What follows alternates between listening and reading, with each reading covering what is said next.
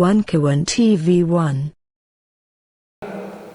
Tamu dari Bandung jauh-jauh, Bapak Haji Rizal Fadila. Tepuk tangan buat Pak Haji Rizal Fadila. Mantap, yang jauh dulu. Oke. Jangan lupa presiden kita Prabowo bukan Jokowi ya.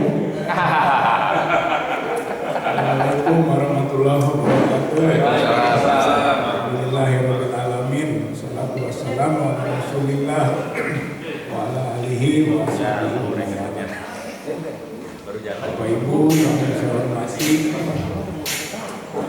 ada apa dengan Prabowo? Tadi disebut netral, bisa pesimis, bisa optimis. Kalaupun saya atau beberapa pandangan diawali dengan pesimis, tentunya adalah dalam rangka supaya menjadi tazkirah atau menjadi peringatan agar berikutnya atau sikap Prabowo dalam memerintah ini menjadi baik. Jadi hukumnya dibangun ini. Kalau kita sebut tidak percaya, itu adalah tidak percaya dulu sampai dibuktikan sebaliknya. Ya, mudah-mudahan pembuktian itu terjadi. Nah, pendekatan yang mungkin agak pesimistik itu berbasis pada tentu saja rekam jejak,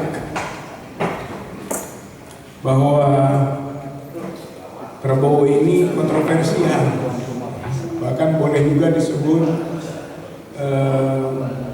political split personality, atau mungkin juga kadang sampai kualifikasi ambivalensi. Itu 4 hal pengalaman ataupun rekam jejak itu. Yang pertama soal bela istana. Beliau itu pembela yang cukup luar biasa untuk istana di masa Orde Baru. Begitu hebatnya.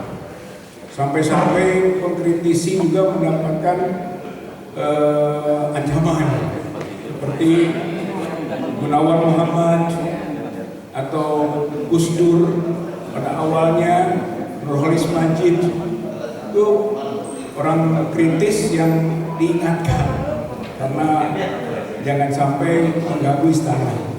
Tapi ujungnya ini kontroversinya, justru Prabowo itu hengkang dari istana, tidak disukai oleh istana, bahkan disebut pengkhianat. Akhirnya ke Yordania. Ini aspek kontroversialnya. Yang kedua, bela TNI. Prabowo itu membela TNI. Sampai di dalam buku Sintong Panjaitan itu dinyatakan bahwa ada rencana kudeta LB Murdani, kudeta militer, dan begitu kerasnya Prabowo mengingatkan itu, walaupun nanti ternyata itu salah, tidak terjadi. Yang kemudian disebutkan dalam buku Sintong itu stres dan diminta cuti. Tapi kontroversinya adalah justru Prabowo dipecat dari TNI. Dibela TNI tapi dipecat dari tentara oleh Wiranto, Agung Gumelar, Subagio HR, dan SBY. Ini kontroversi bela TNI. Yang ketiga, kontroversi bela rakyat. Timbul tenggelam bersama rakyat. Begitu kuat melawan establishment Jokowi. Tapi ujungnya rakyatnya dibiarkan tenggelam. Yang timbul Prabowo jadi menhan, jadi pembantu Jokowi. Saya kira ini kontroversi. Kemudian yang keempat, bela kebenaran, bela kejujuran, bela keadilan. Itu 2019. Tapi masuk 2024 dalam Pilpres, yang terjadi atau ujungnya adalah rela berada dalam kecurangan. Jadi tidak berada di ruang-ruang kejujuran, keadilan, transparansi, kebenaran. Bahkan rela berada dalam cawe-cawe Jokowi yang semua tahu dalam proses rekap, bansos, gitu kan, atau operasi kepala-kepala desa sampai ke bawah itu membuat nuansa yang disebut curang. Jadi menurut saya, gitu kan, ada apa dengan Prabowo? Konteks rekam jejaknya ini sampai pada kualifikasi kontroversial, political, split personality, bahkan ambivalensi. Poin berikut mungkin yang bisa lebih menukik lagi adalah ada apa dengan Prabowo? Itu Prabowo ada apa dengan? Satu, dengan Jokowi. Peristiwa 13 Oktober dan peristiwa 3 November bolak-balik Solo. Gitu. Ada apa? Gitu. Sehingga kabinet menjadi gembrot. Yang awalnya katanya ramping, zaken, tapi akhirnya second. Gitu kan, setelah pulang dari Solo ada apa? Gitu. Banyak asumsi-asumsi di situ. Kemudian tanggal 3 kemarin juga balik ke sana kan, 3 November. Kemudian pulang berangkat ke luar negeri, apakah mencari bekal-bekal, gitu kan, saya kira konstruktifnya. Atau ada hal lain.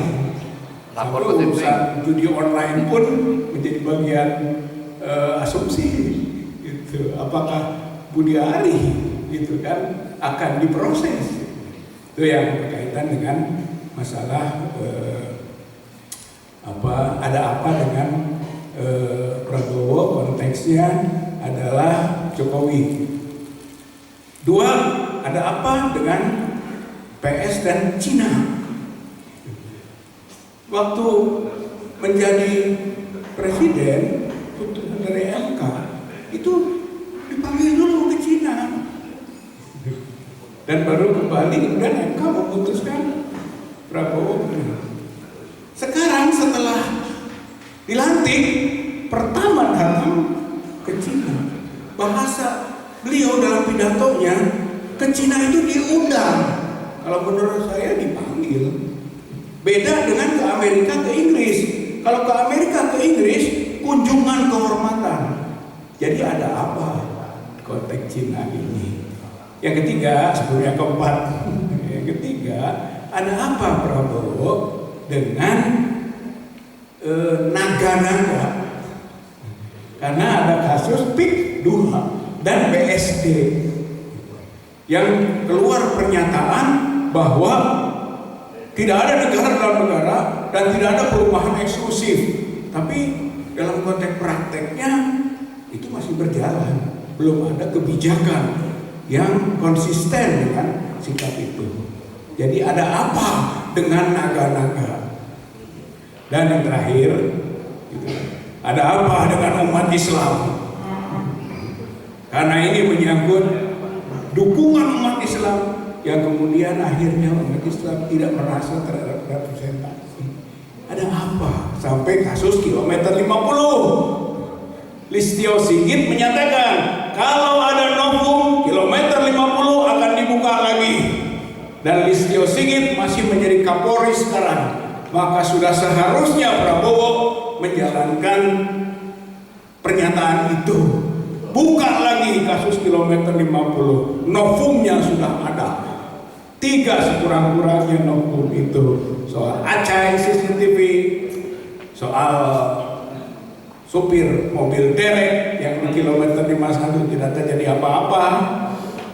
Kemudian soal jenazah yang ternyata waktu dimandikan banyak luka-luka. Saya kira itu novum.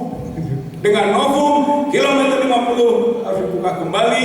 Inilah konsekuensinya. Kalau tidak, ada apa Prabowo Subianto dengan umat Islam? Mudah-mudahan pertanyaan tema kita terjawab dengan konstruktif. Kita tidak percaya kepada Prabowo sebelum dibuktikan sebaliknya. Silakan buktikan Prabowo Subianto membela rakyat,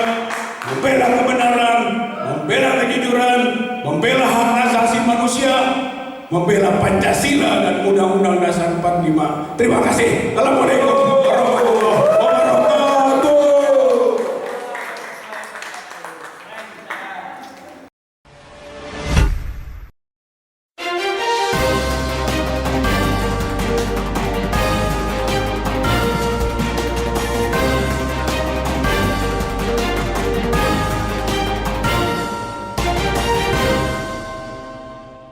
One Kawan TV 1.